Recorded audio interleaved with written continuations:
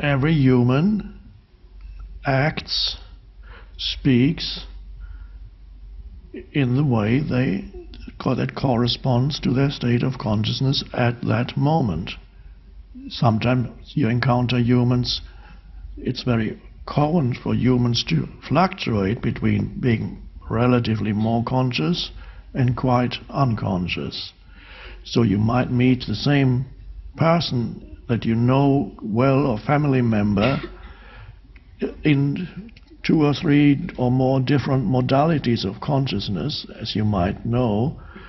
And when you're having breakfast in the morning and the family member or your roommate is coming down the stairs, you never know who is coming down the stairs that morning. It could be a very cheerful and lovely person. Isn't it great to be alive? And the next morning it comes to a completely different entity down the stairs and starts complaining, and why didn't you do this? You should have told me too long ago. I've been thinking about that all night. It's just awful. You always do that, don't you? Who is that? Well, that was the person that was light and cheerful yesterday morning, and who knows who is coming down the next day. So with people who are fairly unconscious, they are subject to enormous fluctuations, and you also,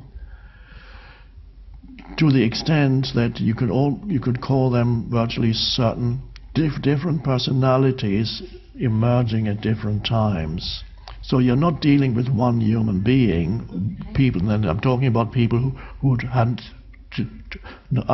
not yet enough presence to bring about a more continuous state of identity.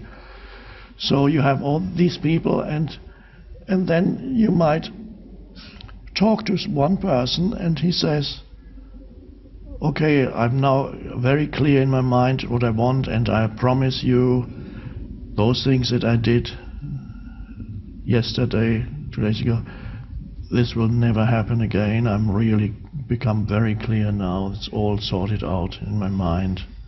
And this person is genuinely believing that he's at a relatively slightly higher state of consciousness. And a few days or weeks pass, and then he or she does exactly the same thing as before, or worse. And then you say, he's dishonest. He lied to me. He said he wouldn't do that again. He betrayed my trust. I trusted him. We had a long talk. I started to trust him again. And then what did he do? He turned around and did the same thing and worse. Not realizing these are, because the person is relatively unconscious, different subpersonality take that person over, which are just mental patterns, mental emotional patterns. They could be called subpersonalities. They take over that person, and then there's somebody else there virtually. And so it's not, if you draw certain conclusions that this person now can never be trusted again. No, that wasn't the same person. It's several different people there. If you draw some conclusion, and even draw some universal conclusion, then you yourself become deluded. If you say, you see, now I know people can't be trusted. They do lie all the time, don't they? So suddenly the one subpersonality becomes everybody. And well, it does apply to the majority of people still. You need to remember the majority of people are often completely possessed by mental, emotional forms of conditioning. And sometimes certain forms of conditioning arise very strongly and take over that person. And then that subsides.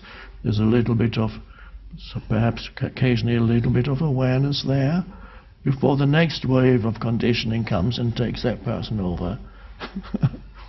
Once you see that, it's easier also to be with people, because whatever behavior a person manifests towards you is the same as whatever the present moment presents. It cannot be otherwise. At this present moment, nobody can act beyond their state of consciousness at this moment. But you should be more conscious. More conscious? What are you talking about? You talk about consciousness, let me tell you what you did. Start arguing with an ego. You can never win.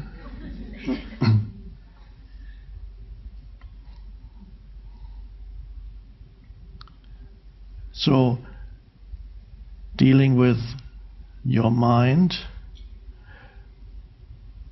life is difficult, yes. People are difficult, yes. Situations are often difficult, yes. But they are much less difficult if your mind does not amplify the problems that you encounter and the people that you encounter in your life. That already takes away a huge burden, so that your mind no longer complains and has those patterns that deny what is, and that weaves huge stories around people and events and about the past and about the future, the worry, the regret, the anxiety.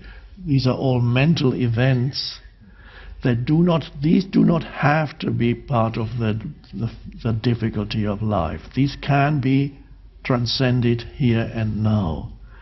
What then remains is the actual, and once you have tackled the problem-making dysfunction of your mind, and this is of course what we are all here, one of the reasons why we are here, and that is part of the spiritual awakening. Once you go beyond the problem-making dysfunction of the mind, it becomes so much easier to deal with the difficult things in life. They are far less complex than the mind made them out to be. And there's always just looking, giving attention, then you become intelligent.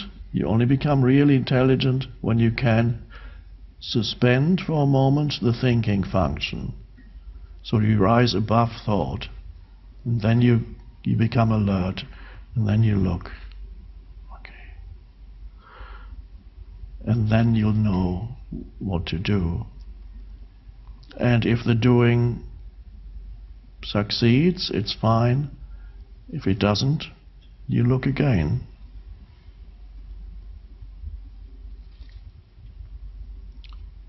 It's the art of living. So, without the dysfunctional mind, things get easier. The dysfunctional mind isn't there anymore when you accept the isness of the present moment.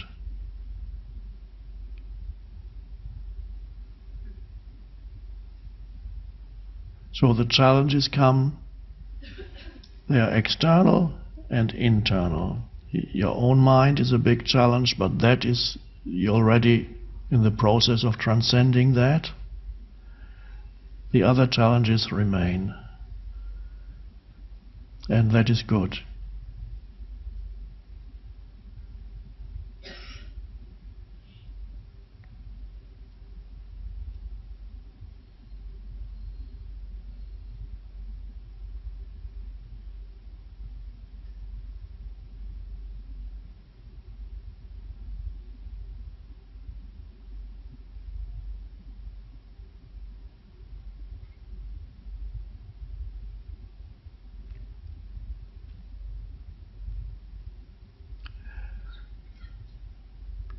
Do not wait, however, for difficult situations to push you into presence. It's good if that happens, but choose presence even when you're not being challenged, because that is vital. Otherwise life will, the universal intelligence that underlies all phenomena, will see that, oh, this guy needs more problems, because otherwise he goes to sleep all the time.